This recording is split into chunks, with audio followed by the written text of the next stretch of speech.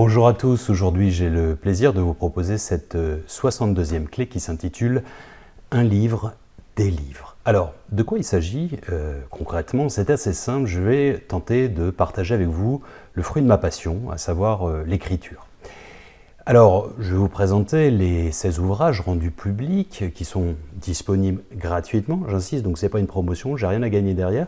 Ils sont, j'insiste bien, purement gratuits, disponibles tous en PDF. Certains d'entre eux sont aussi en audio, pour ceux qui ne savent pas lire, ceux qui ont des problèmes de vue, etc. Alors, avant de zapper, si vous n'aimez pas les lectures, je vais tenter de partager déjà la dimension de pourquoi c'est aussi important pour moi l'écriture dans cette transmission, et en fait aussi de peut-être vous réconcilier, si ce n'est pas déjà fait, avec ce... Quand j'étais plus jeune, moi au départ ça me saoulait très honnêtement, c'est juste que j'ai compris au bout d'un moment qu'il y avait des ouvrages qui me plaisaient tout simplement, j'avais des centres d'intérêt, etc. Donc je pense que c'est un petit peu comme si on dirait je n'aime pas la nourriture, il y a forcément des plats qui vous plaisent. Alors, avant ceci, je vais vous préciser quelque chose, de l'ordre de 4 points, avant de débuter. La première, c'est que j'écris d'une manière assez particulière, c'est-à-dire que je pourrais, alors c'est pas pour faire le buzz du tout, j'écris, comme je l'ai toujours dit, de manière intuitive et même automatique. D'accord? Qu'est-ce que ça veut dire?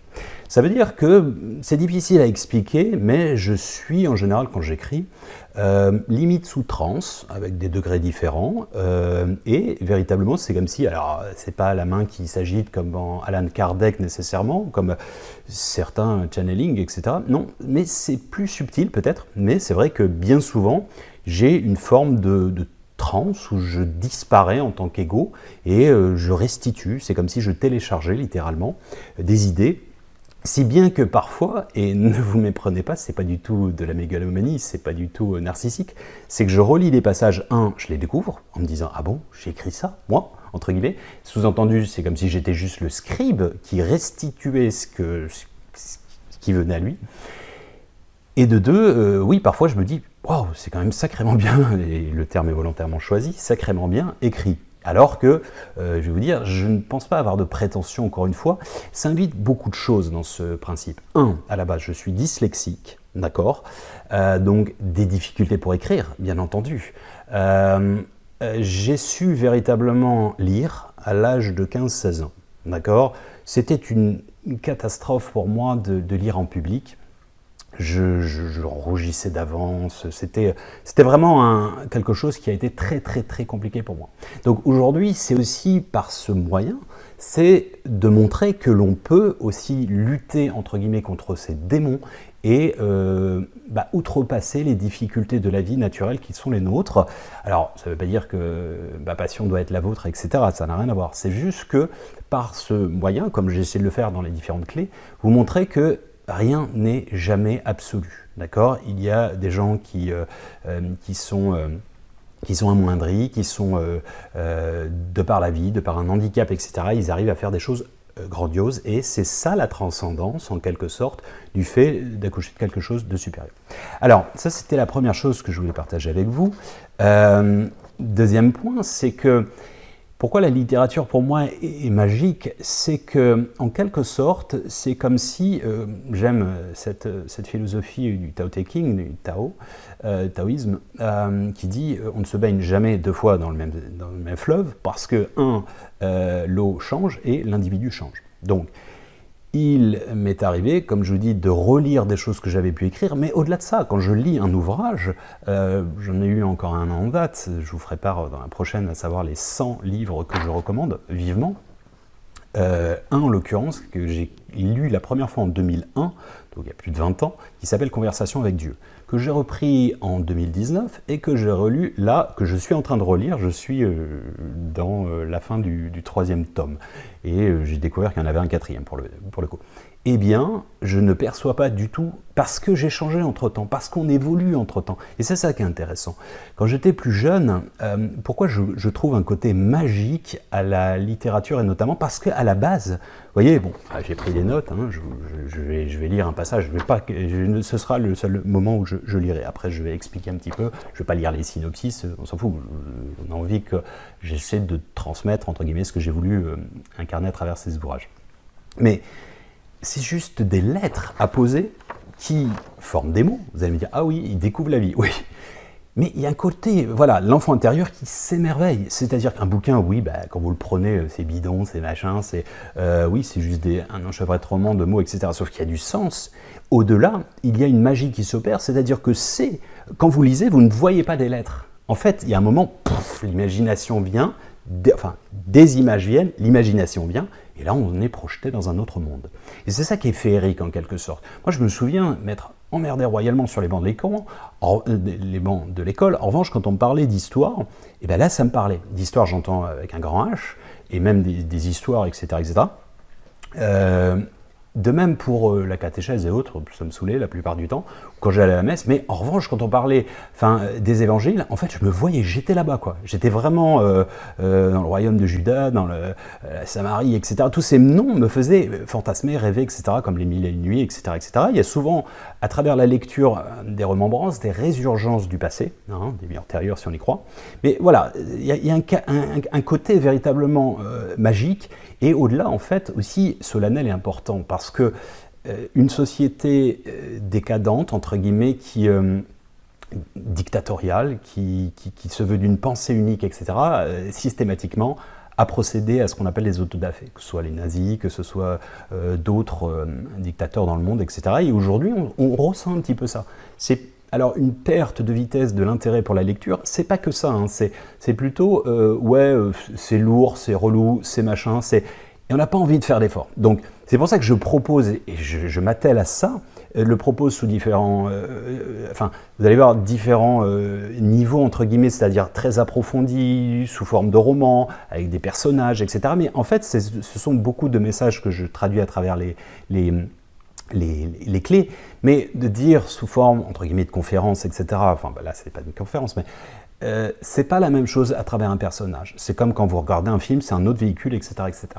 Et c'est vrai que c'est pour ça que je tente d'avoir différents, vous allez voir les différents ouvrages, il y en a un, il n'y a même pas de...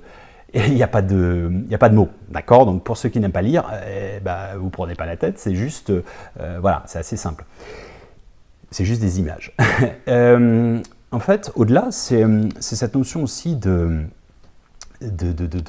pour moi, en fait, c'est une bibliothèque, c'est vraiment quelque chose, c'est un temple. C'est un tremplin, véritablement, vers la créativité, l'intuition, etc., etc.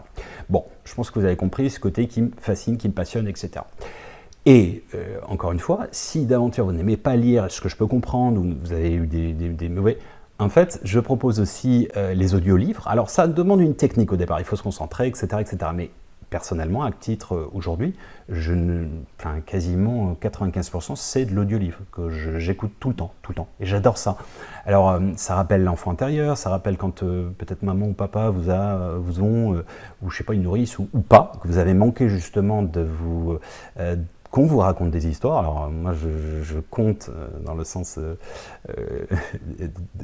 d'objectiver, non pas de vous raconter des histoires, mais plutôt de vous bercer à travers des moments qui peuvent aussi vous endormir, etc. etc. Donc c'est beaucoup plus profond en fait que ça. En fait, je pense que c'est une intimité, c'est quelque chose mais comme un film, on en reviendra à un côté sacré aussi dans le film, mais à vrai dire, ce que je vais vous montrer, c'est que, je tente de vous montrer, c'est que tout est, encore une fois, initiatique et extraordinaire quand on transmute l'ordinaire en extraordinaire. Alors, dernier point aussi, on fera le lien avec ce que je vais vous partager juste 2 minutes, c'est la notion de perception d'un ouvrage. Un ouvrage, il y a des gens qui vont dire ouais, c'est bidon, c'est juste des lettres, des lettres, etc. machin, ou d'autres, il est juste rouge, le petit livre rouge, oui, en effet, petite anecdote, un petit clin d'œil plutôt, il est onéreux, la couverture, où il est poussiéreux, etc. Donc on va être focalisé où il est profond, où ça va être une métaphore, où je lis à travers toi tel un livre ouvert, etc., etc. Et en fait, il y a des niveaux de lecture, il y a des messages subliminaux, c'est-à-dire que parfois, même au-delà de l'auteur, c'est notamment toute l'aspect mystique de certains juifs orthodoxes, les Rastafari, hein, la religion de Rastafari. Ils lisent la Bible en essayant d'avoir des nouvelles en fonction des synchronicités, etc. Comme si vous preniez un ouvrage et vous aviez une réponse là-dedans, etc. C'est ce qu'on retrouve aussi dans le soufisme à travers Hafez, le jeu de Hafez, etc. J'en parle dans un des ouvrages sur l'Iran. Voilà, et en fait, la perception est très intéressante parce qu'il y a toujours des niveaux de lecture qui vous parlent à vous-même. C'est-à-dire que peut-être qu'en tant qu'auteur, il n'y a pas forcément pensé, mais le fait qu'il y ait ce moment-là avec vous, eh bien, c'est une intimité qui s'opère et au-delà de la grande conscience. Alors, c'est ça qui est intéressant. Alors, je vais vous faire part juste d'un petit poème qui figure dans l'un des ouvrages pour vous montrer 13 niveaux de lecture de ce qu'on pourrait appeler d'un ouvrage, d'un livre. Alors, évidemment, il s'intitule, le titre, ça s'appelle « Un livre délivre ». Alors, du verbe « délivrer » jouant sur le jeu de mots de « un livre » au pluriel « délivre ». Un livre délivre, un livre révèle. Ok ? Rêve et avec des ailes, etc. Enfin, alors, je vais vous faire 1, 2, 3 parce que c'est les niveaux de lecture, ok ? En fonction des perceptions. Et vous allez voir qu'on va passer de plus en plus loin. 1. L'analphabète se dit des livres que ce ne sont que des symboles sans sens. 2. L'inculte se dit des livres qu'ils n'ont pas de raison d'être. 3. Celui qui n'aime pas lire se dit des livres qu'ils sont ennuyeux. Or, peut-être qu'il n'a pas trouvé ce qui l'intéressait. 4. Le matérialiste se dit des livres qu'ils sont onéreux, que la couverture est dorée, ou poussiéreuse, ou encore délabrée. 5. Le manichéen et binaire se dit des livres qu'ils sont petits ou grands, intéressants ou ennuyeux, ou ceci ou cela. 6. Le superficiel et calculateur se dit des livres qu'ils représentent des occasions de briller ou des outils de pouvoir. 7. La censure se dit des livres qu'ils représentent une menace. 8. L'artiste se dit des livres qu'ils sont magiques, car ils transforment les lettres en notes de musique, les mots en peinture, les phrases en scènes de vie sans cadre ni fin. 9. Le rêveur se dit des livres que ce sont des portes donnant vers de nouveaux horizons, élargissant son propre champ de conscience, ses sphères de perception de manière illimitée. 10. Le subtil se dit des livres qu'ils sont interactifs quand il parvient à lire entre les lignes, à travers les différents niveaux de lecture et de langage. 11. Le sensible perçoit les gens comme des livres ouverts. Des histoires cachées ou révélées, réelles ou fantasmées, chaque ride correspond à un chapitre, chaque cicatrice a une rature, chaque expression du visage, une nouvelle inspiration, voire une expiration. 12. L'initié et le simple illettré illuminé perçoivent des livres présents partout et partout dans l'unique grand livre de la vie quand ils parviennent à décrypter les messages sublimes et subliminaux dans une lecture subtile et une coécriture profonde, à travers le langage des oiseaux, le sifflement du vent, le ruissellement de la source, ainsi que le vivant qui, tel un seul homme, chante à l'unisson par ses multiples instruments ainsi que son orchestre philharmonique et harmonieux, car le grand tout s'écrit des livres dans le cœur pur de l'humble scribe de manière infinie. Et 13, pour finir, on se délivre, on est en paix avec des livres ou sans. Il n'y a plus de mots, plus de sens, mais aussi plus de sens et moins de non-sens. C'est, 3 petits points, et c'est tout. Alors, il y a bien entendu énormément de messages subliminaux, salut, et aussi avec, je joue beaucoup, alors ça c'est dans un autre registre, je joue beaucoup avec le langage des oiseaux dans mes écritures, et par ailleurs, alors c'est pas que des thèmes comme ça, hein, parfois c'est beaucoup plus cash, bourrin, même cru, hein, mais je joue beaucoup avec la ponctuation. C'est-à-dire que là, par exemple, j'ai pas pu déceler et expliquer, mais c'est car le grand tout s'écrit des livres, et le S est entre parenthèses, donc le grand tout écrit des livres, et il s'écrit également. Donc, en fait, il y a une notion, en fait, c'est déjà écrit, et en parallèle, ça s'écrit au quotidien, par la conscience individualisée dans l'humain. Bon, bref, on ne va pas aller trop loin là-dessus, mais voilà, je vous invite à réfléchir à ça. Voilà, je ne vais pas vous citer, je vais pas, à chaque fois, je vais vous présenter 16 ouvrages qui sont publiés, qui sont rendus publics. Encore une fois, j'insiste gratuitement. Ceux qui les veulent vraiment en reliure, etc. Je ne sais plus, il y en a 4, 5, 6, je ne sais pas, il faudrait que j'en fasse davantage, j'ai un manque de temps. Ils sont disponibles, ils sont au prix coûtant, ce n'est pas moi qui gagne de l'argent, c'est la société m'a juste dit, hein, l'imprime, l'envoie, les frais d'express, mais c'est vraiment le prix coûtant. Je ne peux pas faire moins et je ne peux pas non plus payer 10 € pour que chaque personne lise l'ouvrage. Alors, et en plus, vous pouvez le lire en PDF et ou l'écouter sur YouTube gratuitement en audio. Je vous mettrai les références sur mon site internet aurelienmilo.com et vous avez toutes. Vous les avez tous. Alors, le premier ouvrage, c'est pas par ordre chronologique, c'est pas par ordre d'importance, c'est un ordre particulier. Alors, à savoir qu'il y a un fil conducteur systématiquement, il y a plein de messages subliminaux, que ce soit dans le titre, dans la couverture, dans les personnages, et il y a aussi, ça se répond d'un livre à l'autre. Il y a un fil conducteur, je ne vais pas nécessairement présenter ici, bien que je vais vous en donner quelques-uns, des clins d'œil, mais disons que, oui, il y a quelque chose qui... il y a un fil conducteur, il y a un continuum. Alors, le premier ouvrage s'appelle, dont j'ai envie de vous faire part, c'est Baraka, casser la baraque. Alors en arabe, baraka, ça veut dire la bénédiction. En fait, ce livre est très marquant pour moi parce que je l'aime comme un bébé, mais comme tous. On m'a posé la question dernièrement pour une interview radio, quel est celui qui était le plus important? Et c'est extrêmement compliqué. C'est comme si vous aviez, je sais pas, 3-4 gosses et on vous disait, vous préférez lesquels? C'est impossible à répondre. Donc, alors celui-ci, il a été insufflé par une personne qui voulait rester anonyme et qui le restera, qui m'a proposé l'écriture d'un ouvrage. Mais finalement, on a mis 9 mois, j'ai mis 9 mois pour l'écrire parce que j'ai commencé à écrire et puis ça venait pas de son côté, il n'y avait pas l'inspiration et finalement, elle a décliné. Mais ce qui est intéressant, c'est que c'est tout l'objet de l'ouvrage dès le départ. C'est-à-dire que direct, j'ai eu ce flash de Baraka, qui était sa grand-mère qui, entre guillemets, l'initiait en quelque sorte, et tout est venu très vite en fait. Tout plein de synchronicité, etc. Alors, qu'est-ce que ça restitue? Baraka a de vocation qu'il tend en fait à revenir sur les essentiels de la tradition mondiale, quelle qu'elle soit dans n'importe quelle communauté. L'autre, à la base, quand ce n'est pas galvaudé, représente un enrichissement.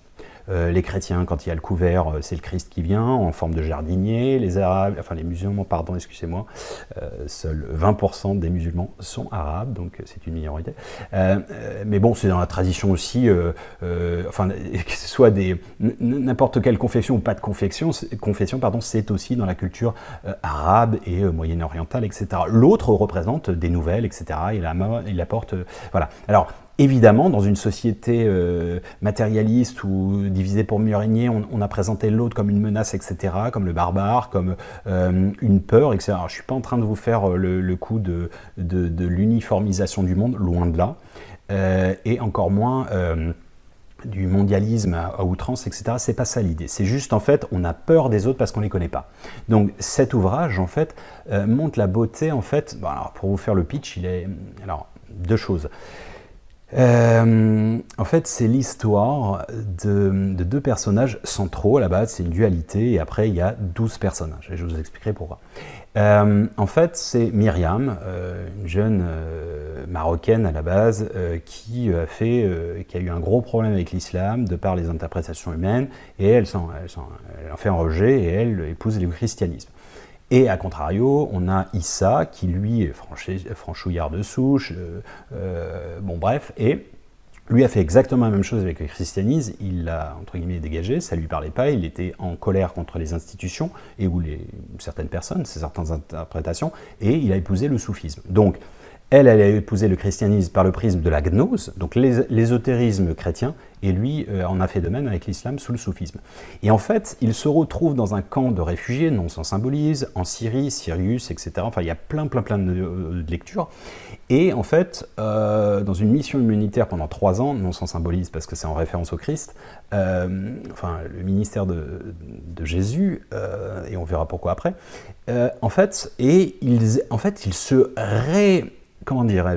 ils se réenseignent mutuellement l'essence première de leur religion. Donc en fait, c'est Myriam, d'origine musulmane à la base, qui réexplique l'essence essentielle du christianisme à quelqu'un qui baignait dedans, qui a fait un rejet, et inversement. Et en fait, ils se rendent compte que c'est l'autre qui a apporté cette bénédiction, cette ouverture, et qui a fait en sorte qu'ils se rendent compte que ce n'est pas un problème des textes, mais des interprétations humaines, et non pas l'essence première. Et évidemment, alors donc au départ, c'est plus eux deux, et puis après, il y aura Maya également, une hindoue, chaman, etc., qui sera aussi dans le camp.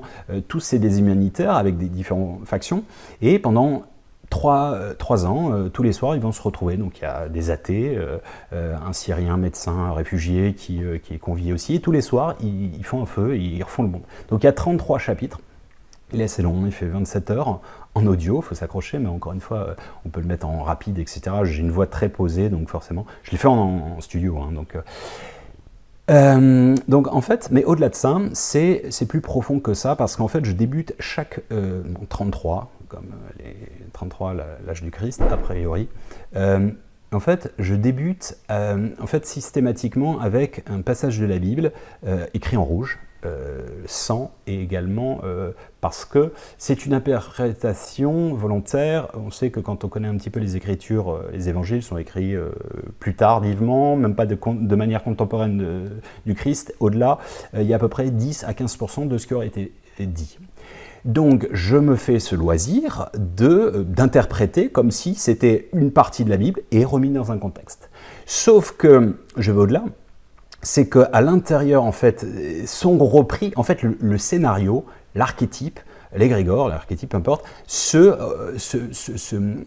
revit au quotidien dans leur camp de réfugiés. C'est-à-dire qu'en fait,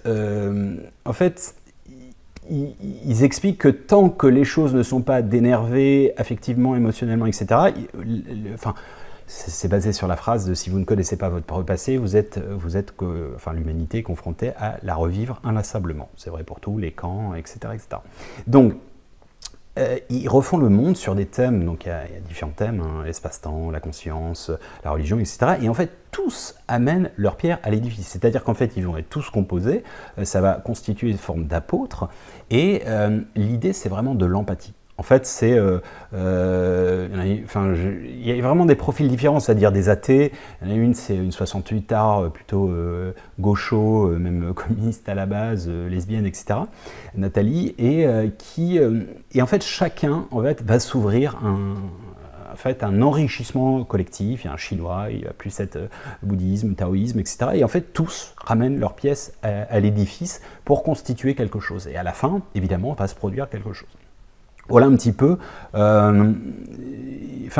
encore une fois, il y a énormément de niveaux de lecture à l'intérieur de ça. Alors, deuxième ouvrage, c'est La mort, trait d'union avec l'éternité. Alors, chaque titre est toujours important. L'âme hors, donc en langage des oiseaux, l'âme qui est hors du corps, sous-entendu, trait d'union avec l'éternité. Éternité, je l'écris avec un H, c'est un néologisme, c'est-à-dire c'est l'éternité, mais aussi de l'éther. L'éther, c'est la quintessence, c'est ce qui relie tout à tout.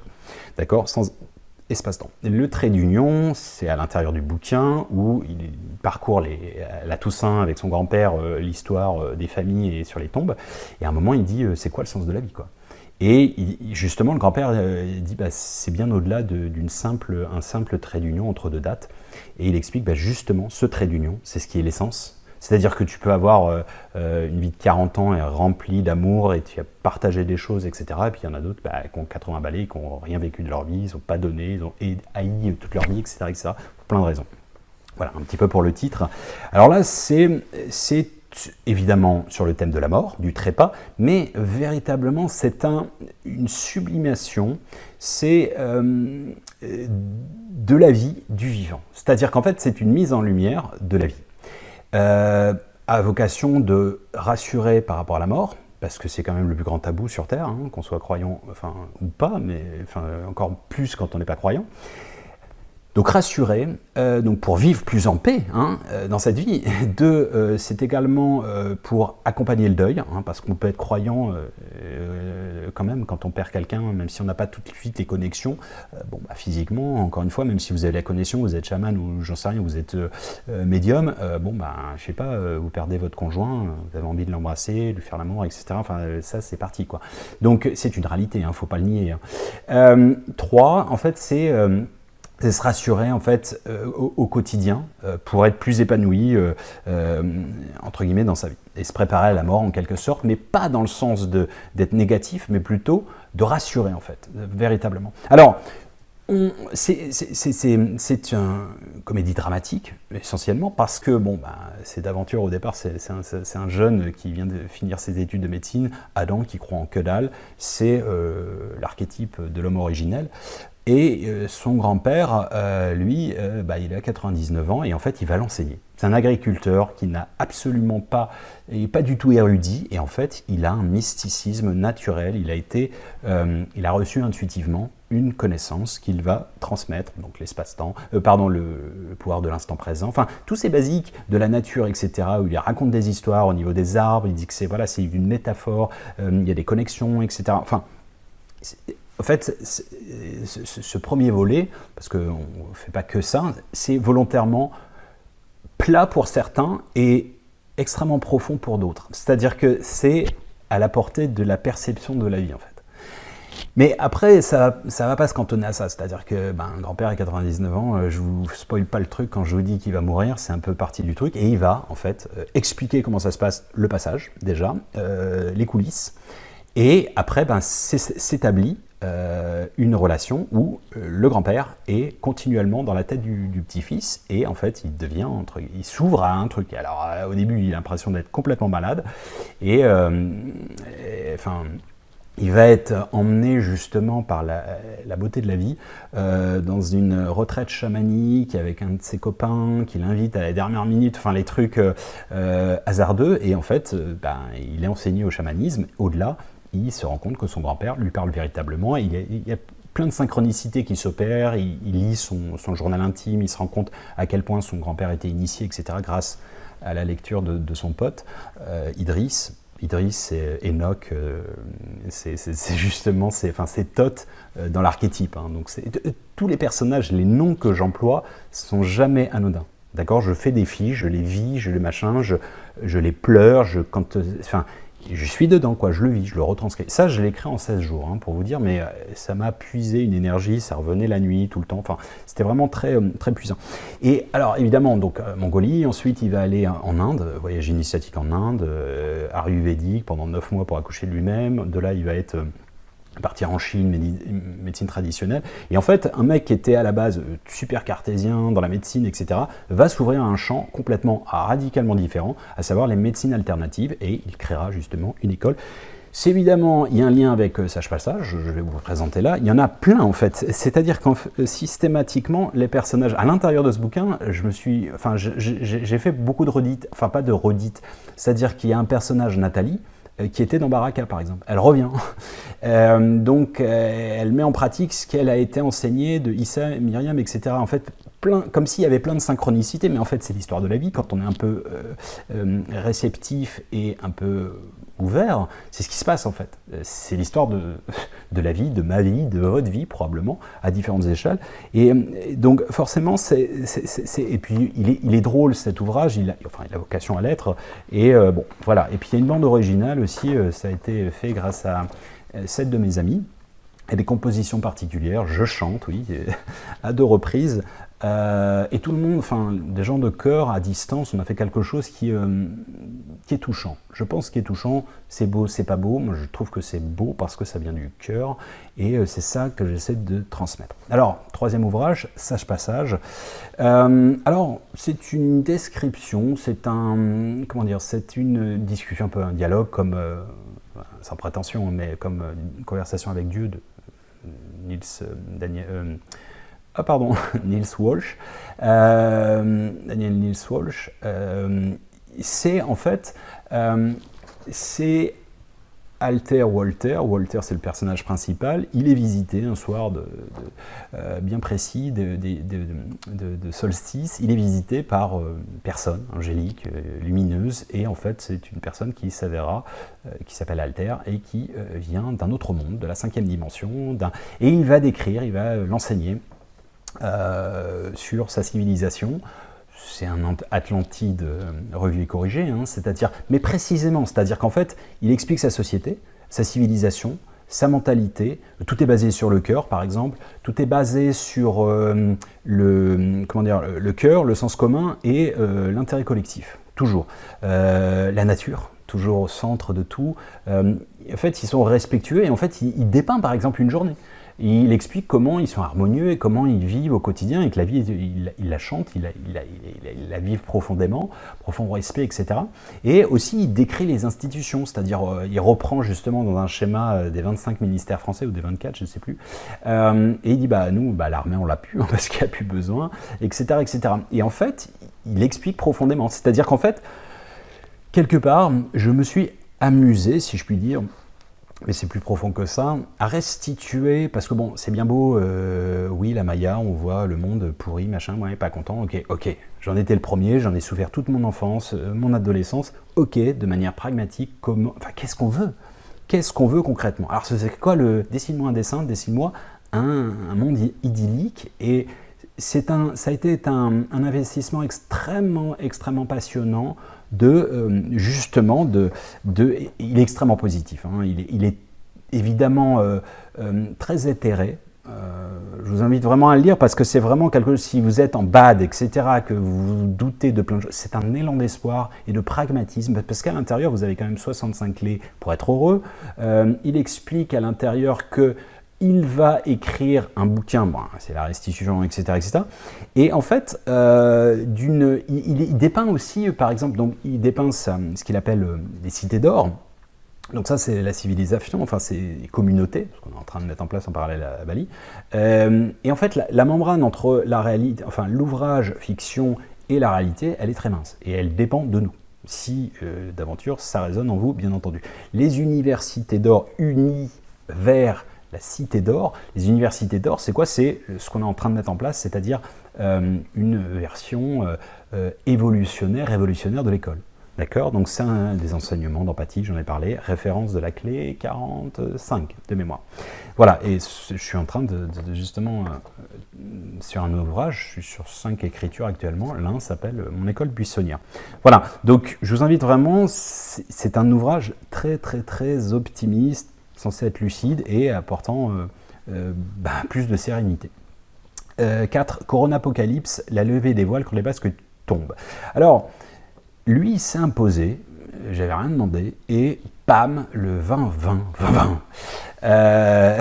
Il m'est tombé sur la tronche, je me souviens, j'avais plein de merde au boulot, j'étais en gestion de problèmes, etc., et ça télécharge. 12 heures comme ça, 12 heures, j'étais en train d'avoir l'info et en parallèle, je gérais des problèmes.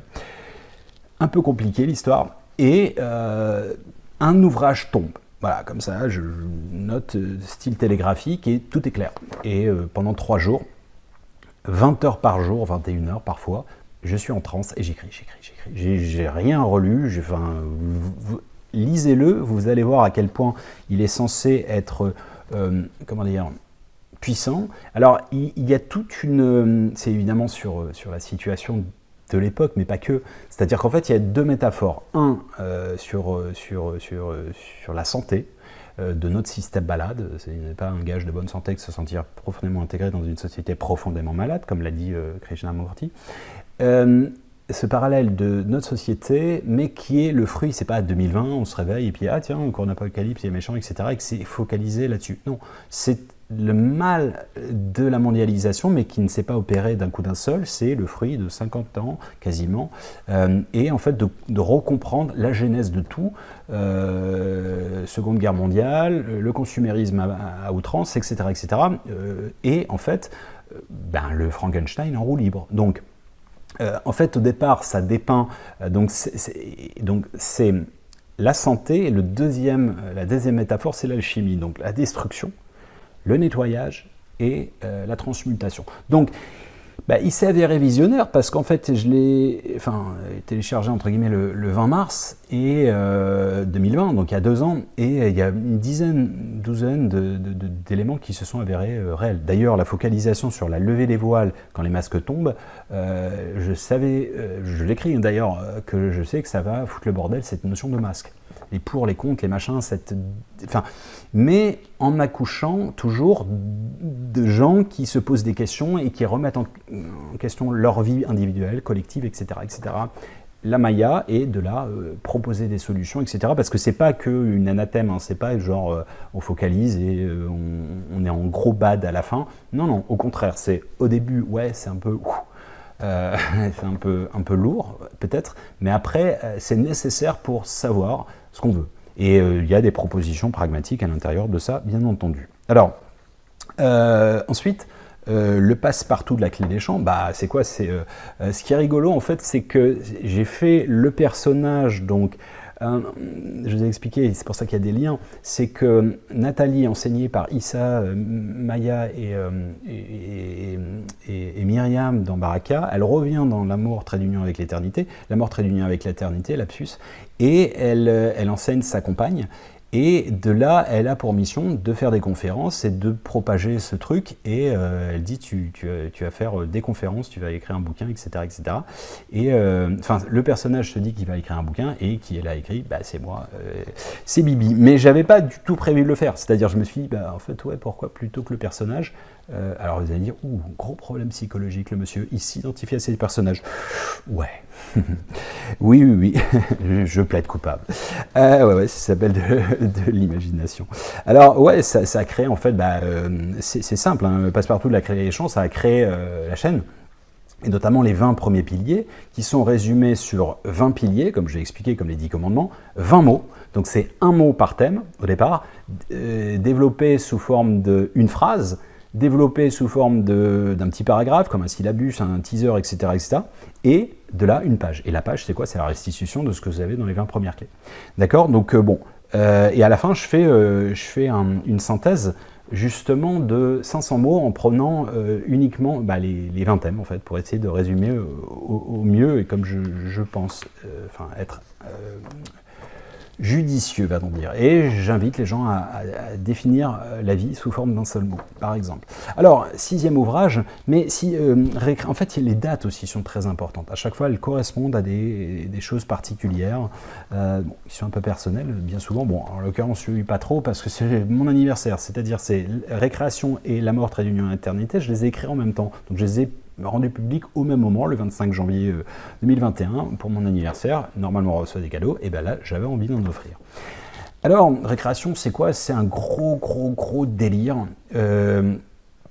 Récréation. Alors, la préface, c'est 3-4 pages très profondes, et qui montrent l'intérêt, c'est le clin d'œil sur une nouvelle forme d'éducation, etc., l'intérêt, en fait, de la créativité, de l'intuition. Alors, il y a 125 outils pour être créatif, d'accord? Donc, ça veut dire quoi? Ça veut dire que si vous en faites un par jour, bah, vous en avez pour 4 mois, et si vous le un par semaine, bah, vous en avez pour 3 ans. Ouais, sensiblement. Voilà, donc la créativité, l'intuition, c'est pas du chiquet du pipeau. C'est la base de notre nouvelle société. Tout le nouveau paradigme, que ce soit dans la science, dans l'art, dans le couple, dans tout, on va être amené à réinventer l'éducation. Donc, être créatif, c'est comme si vous aviez la planche à billets, parce que vous avez avoir une machine à billets, s'il y a une inflation, ça sert à que dalle. S'il n'y a rien à acheter, il y a un cataclysme, ça sert à que dalle. En revanche, si vous êtes, comment dire, débrouillard et que on vous a appris à être créatif, eh bien, en général, vous êtes beaucoup plus serein. Et c'est ce qu'on enseigne, la créativité, on l'enseigne à l'orphelinat de Bali, bien entendu, et c'est dans notre programme de nouvel enseignement. En 2030, j'ai déjà dit, 70% des emplois n'existent pas encore. Donc, encore une fois, on parle du nouveau paradigme, c'est pas les galactiques qui vont descendre et qui vont nous l'imposer et qui vont nous dire, voilà, nous enlever, entre guillemets, excusez-moi, hein, c'est gras, c'est gros, les doigts, ils vont pas aller aux toilettes à notre place, c'est à nous de faire le boulot pour montrer entre guillemets, révéler notre divinité, etc., etc. Alors, passons, 7e ouvrage, c'est Synthèse de Sainte Thèse. Jeu de mots, bien entendu. Alors, ça, c'est quoi? C'est 99 citations originales que j'ai créées, mais enfin co-créées. Et en fait, elles sont avec une image. Alors, les images ne sont pas de moi. peut-être une ou deux, je ne sais plus, mais je les ai prises, mais c'est un travail de longue haleine, hein, pour juste puiser l'image qu'il faut, ça prend du temps, surtout que je suis un peu piqué là-dessus, et un peu tatillon, pardon, en français. Et donc, c'est 99, c'est ce qu'on appelle dans la philosophie japonaise des koan, c'est-à-dire qu'en fait, elles ont une substance, parfois on lit et on ne comprend pas, et après ça vient plus tard. Et il y a beaucoup de niveaux de lecture en fonction des virgules, etc. Alors, c'est un bouquin qui se lit très vite, peut-être en 2 heures, parce que c'est 99 images avec 99 citations. Donc en fait, c'est vraiment aussi une invitation, à ce qu'on initie, parce que moi, à la philosophie, quand j'étais gamin, je disais tout le temps, ça me saoule de restituer la pensée que des autres, c'est-à-dire c'est très bien, Hegel, les machins, les Spinoza et autres, mais il y a un moment, oui, on peut aussi initier et prendre assemblage. En fait, ça, c'est la créativité, la création par assemblage. Et pour moi, c'est très symbolique. Aussi, c'est un clin d'œil à ceux qui n'ont pas de temps, hein, parce que bon, y a un univers qui va vite, etc. etc. Et voilà, il y a beaucoup de langage des oiseaux, il y a beaucoup de superposition de lecture. Voilà, je vous invite vraiment à le parcourir. Alors, dans le continuum, il y a le 8e ouvrage qui s'appelle « Sage comme une image ». Alors, qu'est-ce que c'est ça? Alors, en 2005, j'ai dit à mon ami finlandais, à l'époque, je lui ai dit « Tu verras, dans le futur, il y aura un livre où il n'y aura pas de mots ». Bon, je ne l'ai jamais trouvé, alors je l'ai écrit. Alors, c'est un bouquin sur lequel, il y a une préface quand même qui est assez profonde. Et en fait, c'est une invitation et un nouveau mode de communication, qui est au-delà, bien entendu, de la barrière de la langue. J'ai passé ma vie à l'étranger, et c'est vrai que pour parler au quotidien, non pas ma langue, que j'apprécie profondément, hein, si tout le monde pouvait parler français, ce serait extraordinaire pour moi. Le niveau de mes langues dans les autres langues n'est pas, évidemment, hein, c'est pas besoin de le préciser, aussi probant qu'en français. Et en fait, là, donc c'est 150 pages avec pas un seul mot. Mais il y a un fil conducteur, et surtout, on traite de thèmes existentiels. La création, le sens de la vie, les réseaux sociaux, le discernement, mais plein de choses. Enfin, je les ai plus forcément nécessairement en tête de quoi on parle, de quasiment toutes les notions en fait existentielles que l'on voit ensemble au quotidien. Mais comment c'est possible de le retranscrire avec des images? Je vous invite à regarder. Donc c'est à chaque fois comme des fenêtres. Il y a 4 images par page et elles sont corrélées. Et il y a évidemment, je pourrais vous faire un discours et en parler, mais ça casserait le délire du fait qu'il n'y ait pas de parole. Pourquoi? Parce que là, c'est très très très subtil. C'est symboliquement le principe du symbole qui signifie littéralement rassembler. D'accord? Donc un symbole n'est pas imposé, il est en fonction de la complexion et ou de la sensibilité des personnes. Donc certains y verront des choses, d'autres non, etc. etc. Donc, si vous voulez, c'est aussi cette notion de c'est un tout. En fait, un symbole, ça touche, c'est un icône, donc ça touche l'hémisphère gauche de votre droit, de votre cerveau. Tandis que des lettres, c'est juste des mots. Enfin, ça veut rien dire. C'est pas des dessins. Iconographique en chinois, par exemple, là, c'est iconographique. Ce sont des dessins. Si je fais un smiley, vous comprenez que ça veut dire sourire. Okay, si j'écris sourire, c'est juste des lettres. Et parce que vous l'avez encodé, on vous l'a pris comme tel, etc. Bon, en fait, mais cette notion de tout, d'information, il y a l'objet, l'observation et l'observateur qui se fondent dans la masse. D'accord? Donc, c'est encore une fois ce que j'estime comme un clin d'œil à une nouvelle ère où peut-être qu'on n'aura plus besoin de mots à terme. Je pense profondément que c'était déjà le cas dans le passé et que dans le futur, ce sera à nouveau le cas, probablement plus de télépathie, etc. etc. Mais ça, c'est un peu, entre guillemets, de premier levier par rapport à ça. Bon, vous vous doutez bien qu'il n'a pas été très compliqué à traduire celui-là. J'ai pas pris beaucoup de temps et qu'il n'y a que 3 pages. Au niveau de la préface, ça c'était cool. Et je me suis même... bon, c'est parce que j'ai pas encore initié et que j'ai pas trop le temps, mais donc il existe en anglais, bien entendu. Et je rêverais d'avoir quasiment dans toutes les langues, quoi. Que les gens si d'aventure, parce que traduire 3 pages, c'est pas trop dur, franchement. S'ils sont russophones, s'ils sont, j'en sais rien moi, hispanophones, enfin, je le suis, mais... Enfin, je sais pas, mon niveau en portugais, en espagnol, en chinois, etc., il va être bidon comparé à... enfin voilà, donc si des gens d'aventure, ça les tente, et ce serait chouette qu'ils soient dans une multitude de langues, mais à la limite, la préface, c'est juste... c'est subsidiaire à la limite. Neuvième, alors celui-ci, le paradis artificiel. Alors, artifice, ciel. Alors là, c'est un délire total. Toute une nuit, téléchargement, etc. etc. C'était en 2016. Il m'a dégoûté, il m'a fait peur ce bouquin. C'est une description, bon, c'est un... Comment dire, c'est une fiction, hein, bien entendu, 2000, j'espère. 2070, le monde est complètement parti en couille et en sucette. Et pour vous dire à quel point, c'est que y a plus de, c'est la quête du plaisir à outrance.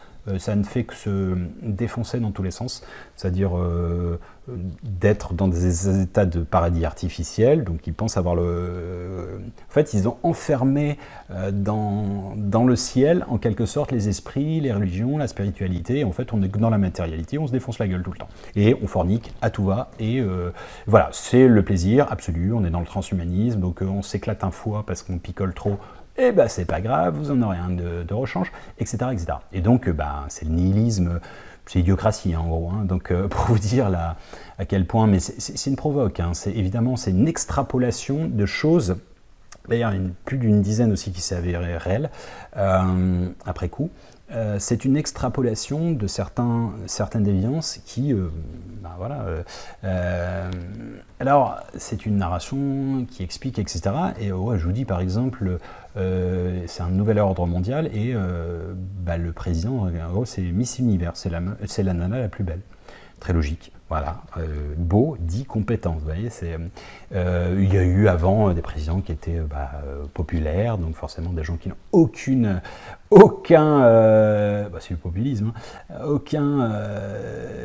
ils étaient juste populaires, donc du coup ils sont genre films porno, etc. Enfin, gros lâchage. Et une petite, je vais un petit peu vous bousculer. Ils ont un nouveau langage uniforme pour toute la planète. C'est le langage du cul. Hein? Quoi? Qu'est-ce qu'il a dit? Ah, celui-là ne va pas passer. J'ai bien dit, vous avez bien entendu. En fait, ils ont interdit l'intellectualisme de la langue, etc. Et en fait, ils communiquent que par les P. Oui, je sais, c'est très réducteur, volontairement. Mais ça, si vous voulez, c'est beaucoup plus métaphorique que ça.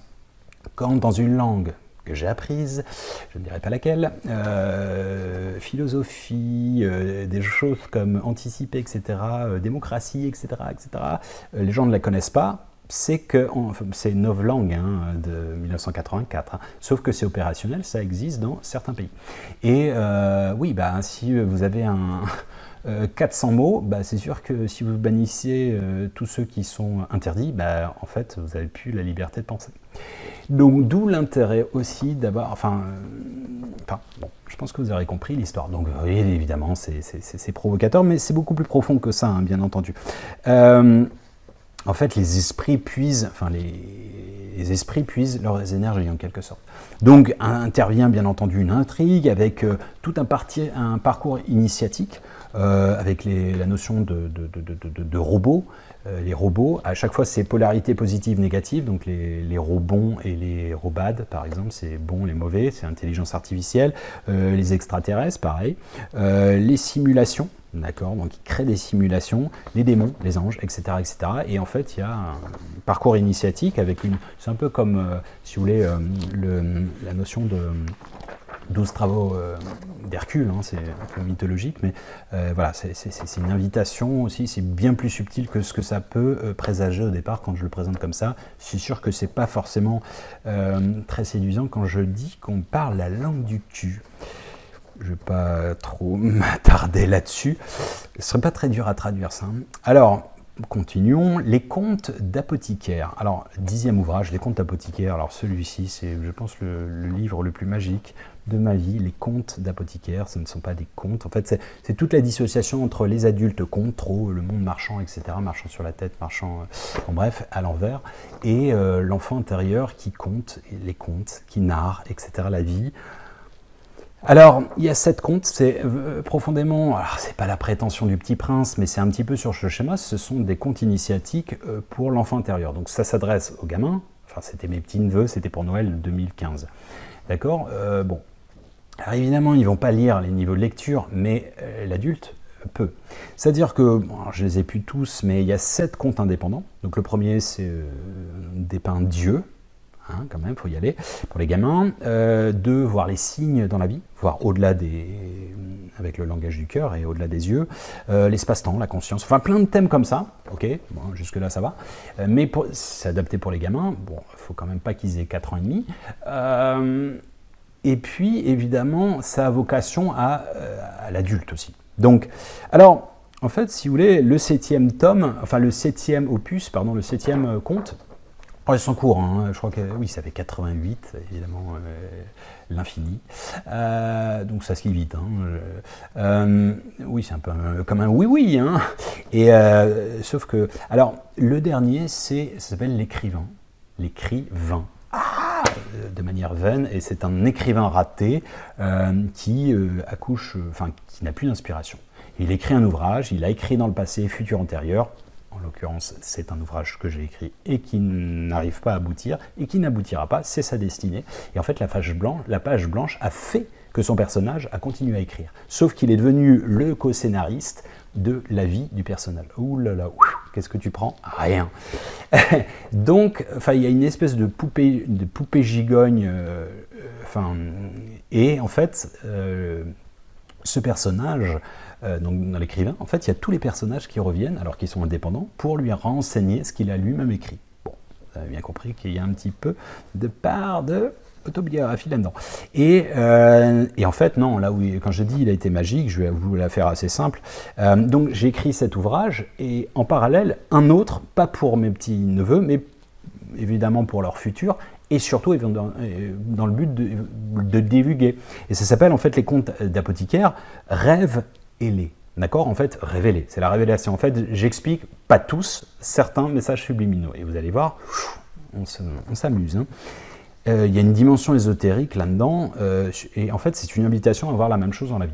Alors, pourquoi je dis qu'il est magique? Parce qu'à l'intérieur de ça, j'en discute, je voulais en fait vraiment qu'il y ait 7 dessins qui représentent, comme si un gamin l'avait dessiné, avec une profondeur. J'avais les visions en fait. Et j'en discute avec une personne que je venais de rencontrer, et elle a réussi à restituer exactement ce que j'avais en tête, quoi. Et 9 mois plus tard, on était amoureux. Enfin, c'est plutôt, en fait, ça crée une histoire d'amour.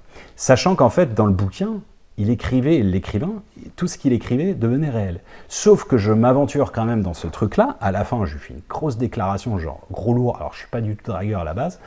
Et voilà, je mets, voilà, c'est pour l'enfant intérieur et aussi l'enfant que j'espère avoir avec toi, celle qui... Enfin, c'est subtil, hein, c'est les dessins des dessins. Pour les francophones, mais bon, pour qu'elles captent ça, mais bon, je me suis un peu avancé, et en l'occurrence, parce que c'était comme une co-création, et ça m'a vraiment... Voilà, et 9 mois plus tard, on était ensemble. Mais là où ça devient un peu plus rigolo dans l'histoire, c'est que, je ne sais pas pourquoi, je reprends ce bouquin, je me dis, pourquoi je ne me le ferais pas Donc je l'écris en 2015, hein, quand même. 2020, je le reprends, je me dis, tiens, je vais me le faire en audio. Donc ça prend quelques jours. Je fais mon audio et puis je le poste. Et là, je pars 3 jours en retraite perso, hein, tout seul dans le fin fond de rien, à Bali, etc. Donc, sans confort, etc. Sans internet, rien du tout, complètement détaché, et je retourne sur moi. Donc je rentre 3 jours plus tard, 3 jours initiatiques, et ma compagne me dit, je suis enceinte. Donc je venais de remettre ce truc, et bon, alors vous allez me dire, oui, c'est bidon, écoutez... Ouais, peut-être. Alors, on vient évidemment le dernier dans la liste des 11. Papa, pourquoi pas? Donc ça, c'est justement pour ce petit bonhomme, mon petit prince, Atlas, que j'avais préparé depuis 2-3 ans quand même. Hein. Donc c'est une conversation fictive entre un enfant et son papa. Alors, la fameuse question, pourquoi papa c'est ci? Pourquoi c'est là? Et à la fin, le père, c'est pourquoi pas? Donc, justement, ce n'est pas pour frustrer un gamin potentiel, je n'invite pas mon gamin à avoir ces réflexions-là, hein, c'est pas, j'impose que là, évidemment, mais en fait, c'est une question avec une réponse d'un papa fictif, ironique, bien entendu, et ensuite profonde. Mais je me suis limité toujours à 100 mots. 100 mots, vous pouvez les compter, il n'y a pas plus, pas 99, 101, pour chacune des réponses, c'est 100 mots. Donc c'est une synthèse pour un gamin, et avec des mots simples et profonds en même temps. Alors il y a toujours la dimension d'ironie, hein, c'est-à-dire je veux dire, j'en ai lâché une. Pourquoi les fans gagnent moins? Sinon elles dépenseraient plus, quoi. Ou il y en a une, bon, alors en l'occurrence celle-ci, elle est encore moins drôle aujourd'hui. Il pose la question, c'est quoi un sans-papier? Il dit, c'est les gens qui n'ont pas de papier toilette, quoi. Et puis après, il y va dans la profondeur, bien entendu. Bon, et ça c'est, peut-être un jour je pourrais en parler davantage, mais ça c'est très étrange que celle-ci, je l'ai toujours citée comme la référence, d'habitude je ne cite d'ailleurs que celle-ci, et c'est un peu manifesté, quoi. Bref, tout ça pour dire que oui, c'est une synthèse, et ça se lit très vite, ça s'écoute aussi parce qu'il est en audio. Pareil, la première, il y a une BO, c'est une co-création avec mon ami Benoît, j'ai créé le texte, et il a fait, on a fait la musique ensemble, enfin c'est lui qui l'a concrétisé, mais voilà, c'est pour mon fils, quoi. C'est le plus beau cadeau que j'ai tenté de lui faire.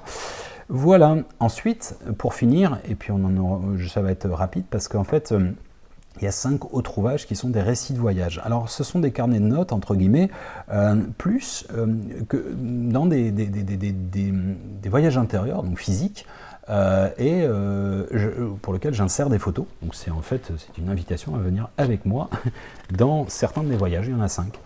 Alors il y a Percer ses mystères, c'est un voyage que j'ai eu en Iran, et donc qui dépeint en fait, alors c'est toujours romancé parce que je romance ma vie en fait, mais en fait je n'invente pas un personnage, c'est-à-dire que ma vie, quand on voyage avec moi, c'est ce qui se passe, c'est pour ça que j'aime beaucoup voyager seul, enfin je l'ai beaucoup fait dans le passé, bon.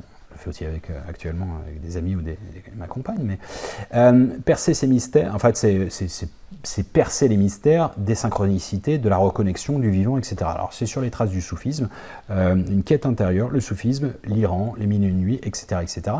Voilà, il s'intitule Percer ces mystères. Deuxième, c'est l'espace-temps, là c'est chronologique. Espace-temps, donc c'est sur l'espace-temps, mais ça se passe en fait en Turkestan, ce qui n'existait pas. Ce qui n'existe pas, c'est une terre qui n'existe pas, c'est comme si vous disiez, je sais pas, le Kurdistan. Turkestan, c'est différent, c'est 6 entités, donc c'est Kazakhstan, enfin c'était au Kazakhstan, l'Ouzbékistan, et également, je devais aller en Turkménistan, mais je me suis fait refuser l'entrée. Mais disons que ça revient sur l'espace-temps, la dimension soviétique, etc. Pour vous dire, il est écrit en 2015.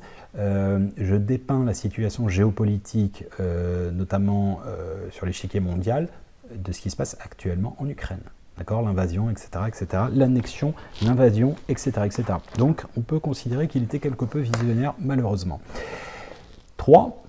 S'appelle l'art de vivre. Alors ça, c'est en Jordanie, c'est sur les traces en fait. Donc c'est l'art de vivre, c'est de voir de l'art dans toute la vie, avec la notion d'alchimie aussi, parce que je vais à Petra, donc il y a les photos pour chaque. C'est sur les traces bibliques en fait, Jourdain, etc. Jordan en anglais, c'est le pays, et c'est aussi le Jourdain, c'est le fleuve à la base. Fameux manuscrit de Nag Hammadi, de Qumran, à laquelle je vais, enfin, la découverte de Petra, etc. 4 jours dans le désert avec des bédouins, enfin. Je réexplique le fameux conflit israélo-palestinien dont j'avais aussi fait part dans Baraka depuis 100 ans, depuis 1916 à 2016, c'est-à-dire depuis le démantèlement de l'Empire ottoman jusqu'à un conflit que l'on connaît depuis 1948. Voilà, entre autres, avec notamment aussi la création du Frankenstein de l'ISIS, de Daesh, voilà, etc., etc. Enfin, il n'y a pas que ça, il y a du géopolitique, mais il y a aussi au quotidien, je me marre, c'est ma vie, c'est ce que je visite, donc forcément ça me fait penser à des choses, etc., et je restitue. Alors, 4, c'est « Mon cœur bat la chamane ». Alors, pour la petite histoire, normalement, on connaît bien l'expression « mon cœur bat la chamade » avec un D, sauf que je suis dyslexique. Donc quand je l'ai écrit, je l'ai mal écrit. Et là, je me suis dit « putain, c'est génial !» C'était vraiment, en fait, voilà. Et donc c'est un voyage initiatique de 12 jours en Mongolie, sur lequel, évidemment, un chaman, on décrit comment c'est, on prend des photos, on explique, etc., etc. Et on est allé dans le désert de Gobi, on est dans des yourtes au quotidien, et comment dire, chevauché, etc. Enfin, c'était vraiment, enfin, tous c'était magnifique, hein, ces voyages. Mais on va à Shambhala aussi, la fameuse et mystique, hein, qui est une légende, mais qui est entre guillemets un paradis sur terre, terrestre, etc. Et pour eux, ils pensent que c'est là-bas. D'autres disent que c'est au Tibet. Bon, bref, en général, c'est dans le cœur. Hein. C'est ni céleste ni terrestre. Et enfin, Lucie 2, ou le chêne, comme un arbre non manquant de l'arbre de vie. Alors là, c'est en Éthiopie. C'est sur... en fait, c'est le lien avec la chamane, parce que la dernière question que je posais à la chamane, dans le train, alors qu'on a été coupé, on devait poser une question à la fin pour savoir l'origine de l'humanité, les extraterrestres, etc., etc.